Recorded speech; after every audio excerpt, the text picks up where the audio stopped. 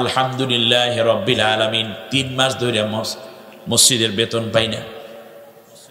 আর রহমানের রাহিম সভাপতি সাহেব ঘরে কিন্তু চাল নেই। মালিকি ইয়াউমিদ্দিন রমজান সামনে, শ্বশুর আলায় থেকে লোকজন আসছে বেড়াইতে। ইয়াকা না'বুদু ওয়া ইয়াকা নাস্তাঈন। আরে ছোট্ট বাচ্চাটার গায়ে জ্বর, একটা নাপা শিরা ভগিনা দিতে পারিনি। সিরাতাল্লাযীনা আন'আমতা আলাইহিম। এইবার যদি এশার নামাজের পরে বেতন ঠিক মতো না দাও, গায়রিল মাগদুবি আলাইহিম ওয়ালাদ-দাল্লিন, কোনদিন তোমার মসজিদে আর ইমামতি করতে আমি আসব না। আল্লাহ রাব্বুল আলামিন বলেন, শোনো, ওই মানুষ জাহান্নামে যাবে। ওয়াইলুল লিকুল্লি হুমাযাতিল লুমাযা।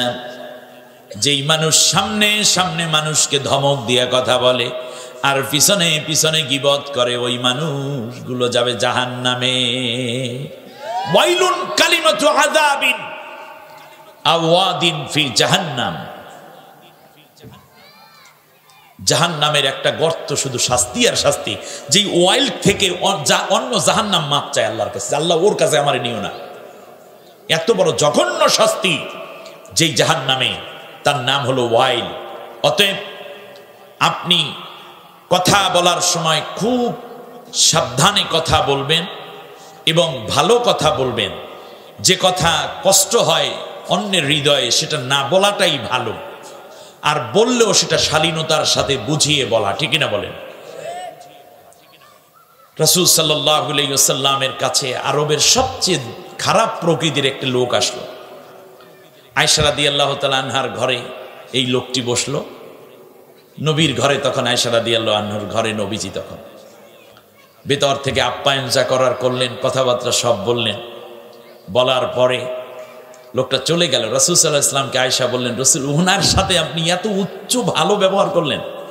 আল্লাহর নবী বললেন, হে আয়েশা, তুমি কি কোনোদিনও আমাকে খারাপ ব্যবহার করতে কারোর সাথে দেখেছো? সুবহানাল্লাহ বলেন। কি চমৎকার এক চরিত্র বৈশিষ্ট্য আমার নবী, খুলুকিন আযীম। শুধু তাই না, আমার বন্ধুগণ, মনে রাখবেন, এই কথা মানুষকে উঁচু করে, কথা মানুষকে নিচু করে দেয়। সেই জন্য আল্লাহ তাআলা কান দিয়েছেন 2টা, মুখ দিয়েছেন কয়টা? একটা। এর মানে শোনবা বেশি, বলবা কম। এই যে রমজান আসতেছে, একদল মানুষের রোজা শুধু কথার কারণে কবুল হবে না আল্লাহর কাছে, কোনো সওয়াব পাবে না সে রোজা। নবীজি বলেছেন, মান লাম ইয়াদা قول الزور والعمل به فليس لله حاجة في أن يدع طعامه وشرابه। যেই ব্যক্তি মিথ্যা ছাড়তে পারলো না, গীবত ছাড়তে পারলো না, গালিগালাজ ছাড়তে পারলো না, এই ব্যক্তির রোজা আল্লাহর কোনো কাজে লাগবে না। অতএব মা বোনেরা, জিহ্বাটাকে সামলান, কারণ জান্নাতুল ফেরদাউসে যাবে তারা যারা তাদের জিহ্বাকে নিয়ন্ত্রণ করতে পেরেছে। আল্লাহ তাআলা আমাদের সবাইকে এই জান্নাতুল ফেরদাউসের অধিকারী হওয়ার জন্য জিহ্বাকে তথা জবানকে কন্ট্রোল করার তৌফিক দান করুন, বলেন আমিন। তৃতীয় হচ্ছে আল্লাযীনা হুম লিযাকাতি ফাঈলুন। যারা জাকাত দানে তৎপর, হিসাব করে করে জাকাত দেয়। ধরে 5 লাখ দিয়ে দিলে এমনটা না, টোটাল সম্পদ হিসাব করবে, সোনা, ব্যাংক অ্যাকাউন্ট, রূপা, তারপরে অন্যান্য যত সম্পদ আছে তার হিসাব করে 40 ভাগের 1 ভাগ দিয়ে দিবে। ওয়াল্লাযীনা হুম লিফুরুজিহিম হাফিজুন। যারা তাদের লজ্জাস্থান এবং সতীত্ব, এই 2টাকে যারা হেফাজত করে, অর্থাৎ স্বামী স্ত্রী ব্যতীত আর কোথাওই এটার ব্যবহার হয় না। জেনা, ব্যভিচার, পরকিয়া, কিংবা আমি যদি বাংলায় আরও কিছু কথা বলে দিই, যেমন হস্তমৈথুন কিংবা সমকামিতা ইত্যাদি থেকে যারা তাদের যৌবনকে হেফাজত করেছে, তারা যাবে জান্নাতুল ফেরদাউস।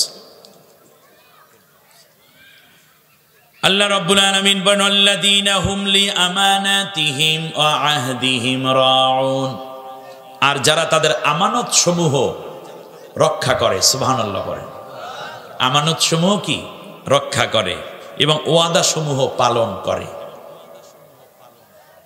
আমানত, আপনার কাছে একটা গোপন কথা কেউ বললে সেটাও একটা আমানত। টাকা পয়সা, ধন দৌলত, এগুলো আমানত। স্ত্রীর কাছে স্বামীর সংসারটাই আমানত, স্বামীর কাছে স্ত্রী সহ গোটা সন্তান সন্ততি সব কিছুই আমানত, প্রধানমন্ত্রীর কাছে গোটা বাংলাদেশ আমানত, অর্থমন্ত্রীর কাছে অর্থের আমানত। আল্লাহ নবী সাল্লাল্লাহু আলাইহি ওয়াসাল্লাম বলেছেন, কিয়ামতের পূর্বেই আমানতকারীরা খেয়ানতকারী হয়ে যাবে। যখন তোমরা দেখবে ইজাত তুকিদাল ফায়ুদ দাওয়ালা, রাষ্ট্রের ক্ষমতাসীন যারা তারা তখন রাষ্ট্রের মাল চুরি করে খাওয়া শুরু করে দিছে। ওয়াল আমানাতু মাগনামা, ব্যাংকের টাকা, রিজার্ভের টাকা, শেয়ার মার্কেটের টাকা যখন দেখবা খেয়ানত হয়ে যাচ্ছে রাষ্ট্রশক্তির দ্বারা, তখন মনে করবে এই দেশ আর বাঁচবে না, এই জাতি ধ্বংস হয়ে যাবে।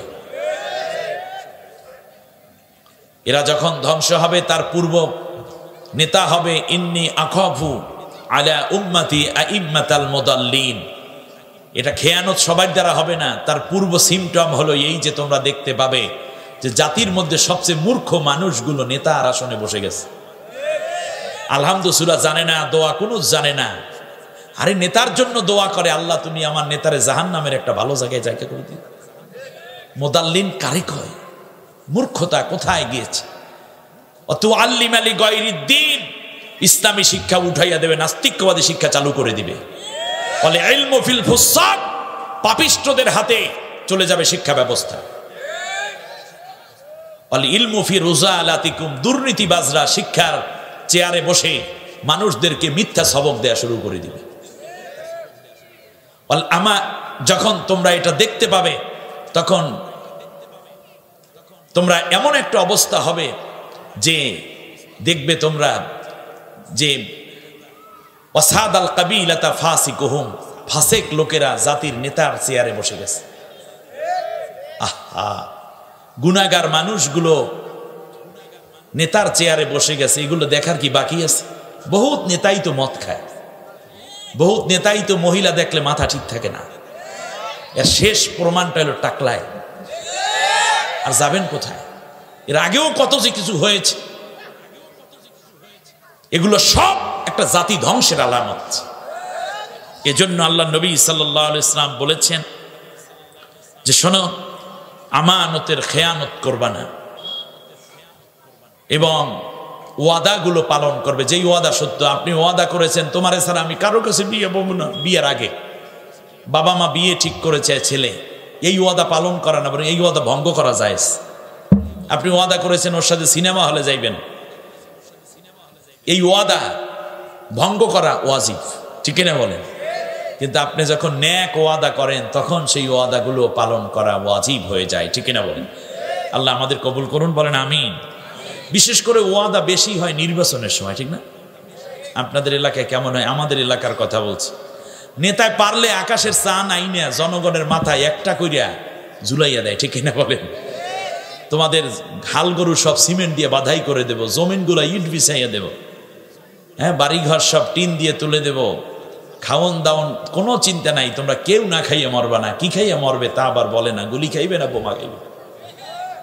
কত ওয়াদাই তো করে, সব ওয়াদা পূরণ করতে পারে না। কিন্তু ইন্নাল আহদা কানা আনহু মাসউলা, আল্লাহ বলছেন যেই ওয়াদা করেছে এই ব্যাপারে আমি আল্লাহ তোমাকে জিজ্ঞাসা করব, তার কারণ তোমার ওয়াদার ধোকায় পড়ে মানুষ তোমাকে নেতা বানাইছে।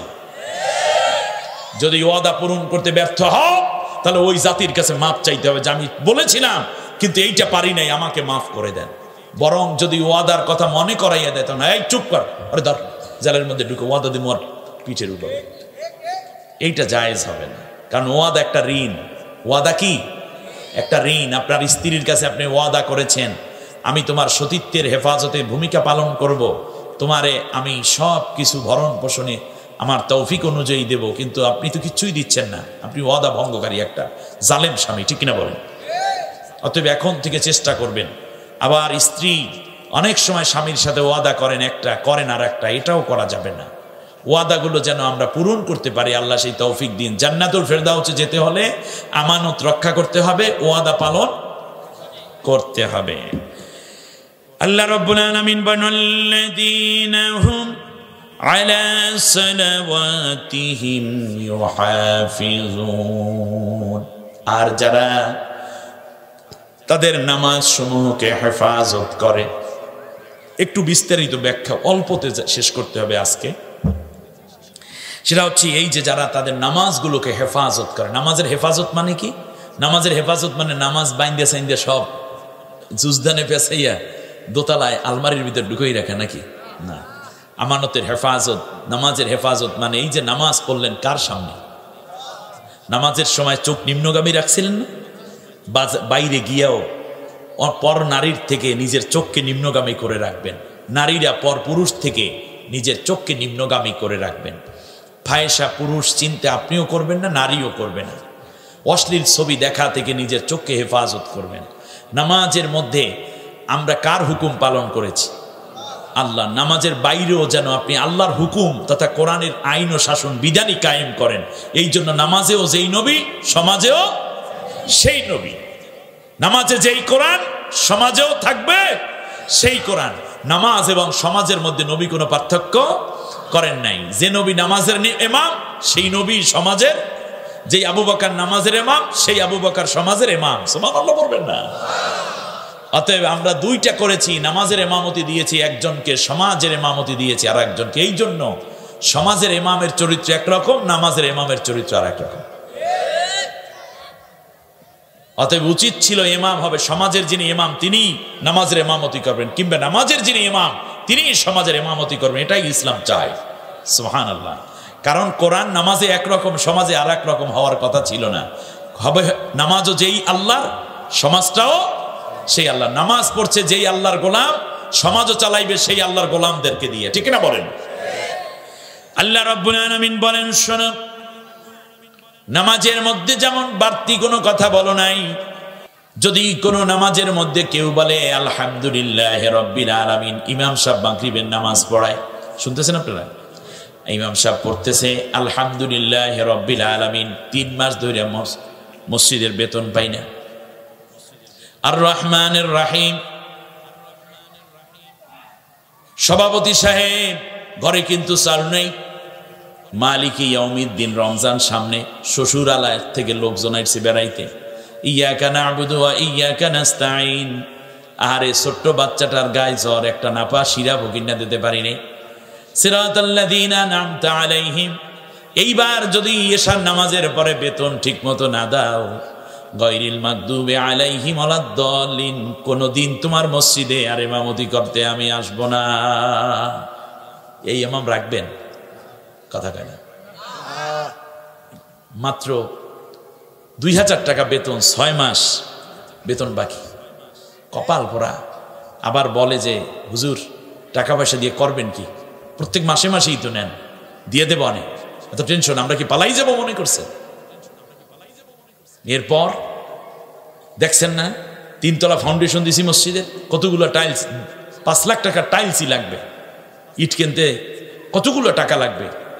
আপনি এরপর বেতন টাকা চান, আপনি তো চাইলে আরো কিছু টাকা আমাদেরকে দিয়েও হেল্প করতে পারেন।